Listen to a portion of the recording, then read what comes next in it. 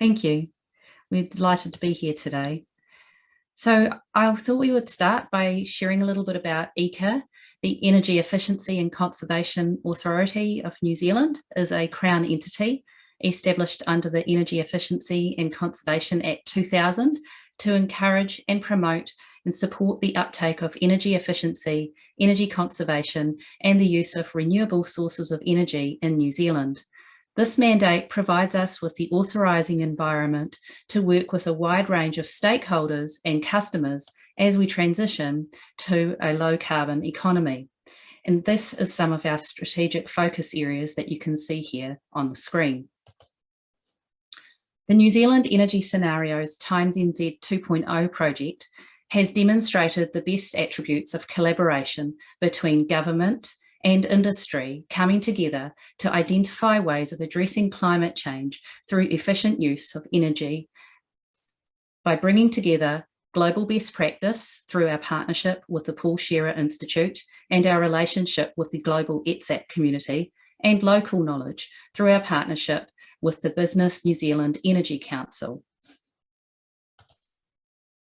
This Times New Zealand scenarios, there are two key scenarios. These explore cost-effective applications of renewable energy and low-emission technology to power activity across all sectors of New Zealand. There are two scenarios. Kia represents a scenario where climate change is prioritised as the most pressing issue, and New Zealand deliberately pursues cohesive ways to achieve a low-emissions economy. And TUI, which represents a scenario where climate change is just one important issue to be addressed as one of many priorities, with most decisions left up to individuals and market mechanisms. Both scenarios show strong reductions in energy emissions. Kia's more rapid emissions decrease means that the model output indicates that cumulative emissions through to 2050 are nearly 25% lower in Kia than they are under TUI. And emissions reductions occur across all sectors, but are particularly noticeable in the transport and industry sectors. Energy efficiency also plays a key role in decarbonisation.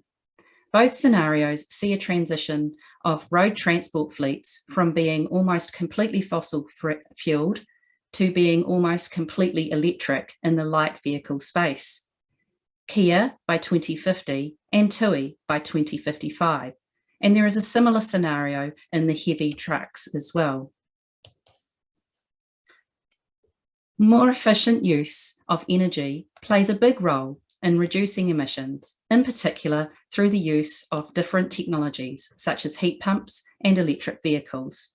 For example, the energy efficiency of our road transport system is greatly improved by the uptake of electric vehicles, with energy use per distance travelled reducing by 80% between now and 2050. So how did we get to this? To learn a little bit more about that, I'd like to invite two of my team members along to share some of the learnings that we had through our modelling activities. Silvina. Thank you very much, Kate, and thank you for the ETSAP organisers and the community. We would like to start by explaining some of the unique aspects of the New Zealand energy system. As you know, New Zealand is an island nation and it has no international grid connections. However, there are still imports and exports of fossil fuels, and New Zealand is a net importer of oil. But New Zealand is very rich in renewable resources. For example, geothermal fuels are abundant in the North Island, and we have different bioenergy processing plants in the North Island as well. Hydro is very abundant in New Zealand, and it's a main source of electricity. And most of the hydro capacity has been installed in the South Island of the country. In terms of wind power, we have wind farms both in the North and South Island. And the gas and oil fields are located in the North Island, and the reticulated gas network is only available to consumers in the North Island. 85% of the electricity is already renewable in New Zealand, but when we look at the overall energy mix, only 40% of the energy is renewable. There is still a 60% of fossil fuels, which is being used in transport, in industry, and also for power. And in terms of greenhouse gas emissions, 40% of the total emissions in 2018, which is the base year of our model, are associated with energy-related activities. So it is very important for us to have a model, a robust modeling framework such as TIMES, to evaluate possible scenarios for decarbonization of the energy sector. TIMES New Zealand is a good contribution to the ecosystem of modeling tools that we have in New Zealand.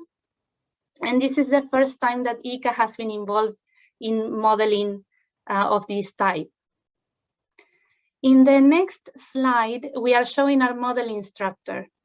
This structure is very common to all national TIMES models around the world. So we have different modules which are described by input files to the VEDA interface to be able to run the TIMES model. So we have a primary energy resources module, electricity generation, other fuel supply, fuel distribution, and we have 5 energy demand sectors: the residential sector, commercial sector, transport, industries, and agriculture, forestry, and fishing. In the next slide, we are showing how we have been able to disaggregate these sectors. And this has only been possible due to the data that we have available. So one of the main data sources that we have used is the energy end use database from EECA, which provides very valuable information to be able to disaggregate the national energy use. So this database provides delivered energy in different sectors, and it breaks down the delivered energy by subsectors, by fuel types, by end uses, and also by technologies. So this was a key data source for our description of the reference year. But also we have used many other sources of data. For example, in the residential sector, we have been able to differentiate between detached and joint dwellings. And we have used census data, we have used climate data, and many other data sources. And all our methodology is explained in a documentation that we have published. We have also ensured that the quality of the data inputs is robust, and these integrity checks were performed, were facilitated by BEC, the Business New Zealand Energy Council.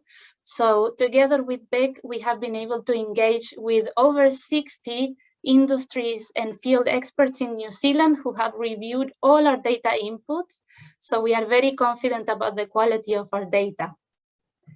And in the last slide, before we show our results, we want to explain what are the key parameters that differentiate our 2 scenarios, KIA and TUI. So first, the estimated composite GDP, which was calculated from the GDP assumptions that we have for each subsector in the model, is different for each of the scenarios. And you can see the trajectories in the graph. The carbon price trajectories are also different for the 2 scenarios. Also, for some technologies, the technology cost curves are different for KIA and TUI. And very importantly, the discount rate, which is an exogenous parameter that we provide to the model, is also different. And in KIA, we are assuming lower discount rate due to reflect the fact that in this scenario, the narrative is that high long-term outcomes, such as mitigating climate change, receives a higher priority than short-term returns of investment. So now we would like to show you the way we communicated our results of the modeling.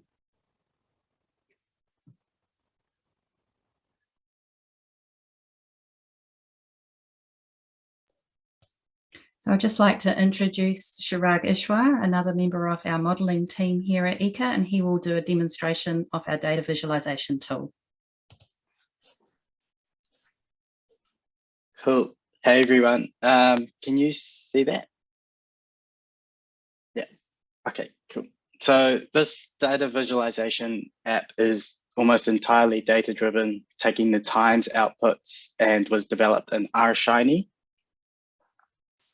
So the landing page here shows our key insights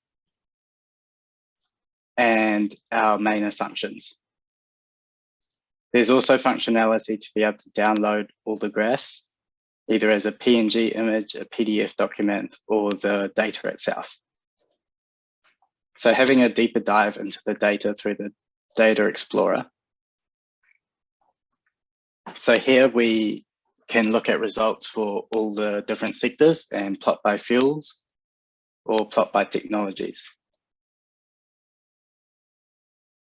So we can have a look at the fuels in their fuel groupings or as separated. Can also filter by different types of end use and different technologies. Lastly, we can also filter by the times parameters, such as emissions, fuel consumption, and so on. There's also the functionality to view different graph types, such as the line graph, bar graph, area graph, and percentage. So as you hover over all the different fuel types, you get numeric values, and we can also eliminate some of these fuels. We also have commentaries for all our high-level graphs to give more narratives about what the graphs are telling us. So looking at a specific example in the transport sector,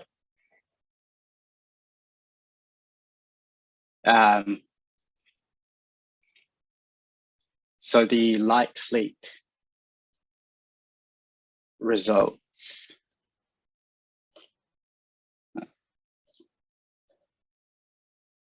Yeah. So both our scenarios showed large uptakes of battery electric vehicles and almost up to 100% by 2050. But I think what's interesting is that it chose hybrid vehicles as a transitional technology with greater magnitude in TUI. So one of the main reasons that the times model chose hybrid vehicles was that we applied an EV constraint. So this is because most of our battery electric vehicle imports come from the Japanese market. And as global demand increases, there'll be more and more competition for these vehicles.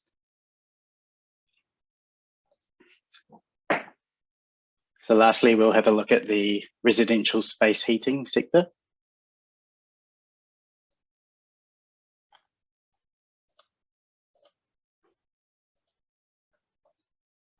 So again, this shows the two scenarios with heat pumps as the majority technology going beyond 2040. I think what's interesting about the Kia scenario, though, is the resurgence of resistance heaters. And this is a result that we found due to low electricity prices in the model between 2025 and 2040. The last tab in the app is the About tab. So this provides a bit more context about what we've done, full documentation, a few videos, and a quick introductory tour of the app. So I encourage you all to have a look, have a play around with the app, and let us know what you think. Cool. Thank you. Thank you, Chiraag. I'm not sure if there's any questions for us, but we're here if there is time and if there is anyone that would like to ask us any questions. Thank you, Kate, and thank you all of you for a nice presentation. I will take one. There's no questions right now in the chat, but you're all that are listening are welcome to put question in the Q&A. And I think you, Kate, and your team will be asking them during the session as well. I will just put you one quick question. Has there been any of those kind of exercises before in New Zealand, or actually more, how has the response been from different stakeholders and the general public on your scenarios? Has there been any reactions? There have been, actually. So the Times New Zealand actually started previously as another iteration called BEC 2060. I mentioned that we partnered with the Business New Zealand Energy Council. They had done a previous iteration of Times modelling in 2018. And so we partnered with them from 2019 to do this next level of granularity. When Silvina was mentioning the Assumptions Working Group, that wasn't 60 individuals, that was 60 organisations across New Zealand. New Zealand is only about 5 million people. We are very fortunate here that when you want to get everyone together from the energy sector, they're very receptive to trying to find low emissions ways for them to go forward. And part of our partnership with the industry groups is to help them with their decarbonisation strategies. So the way that this has been received in the industry and also in government is that a lot of people are wanting to use the Times New Zealand modelling to help them with their decarbonisation strategies. So they are seeing it as a tool for them as well. But that's interesting. Yes, yeah, most definitely. And we're very fortunate in New Zealand that at the time of our launch event, we were at COVID level 1, which means that there were no restrictions. So we had an in-person event, which included government and industry and academia. And we had the Minister for Climate Change as our guest speaker to launch at the launch event as well. So it was very well received. Oh, Thank you very much, Kate. There is a question for you in the Q&A that you can take written, and then we will proceed to the next speaker.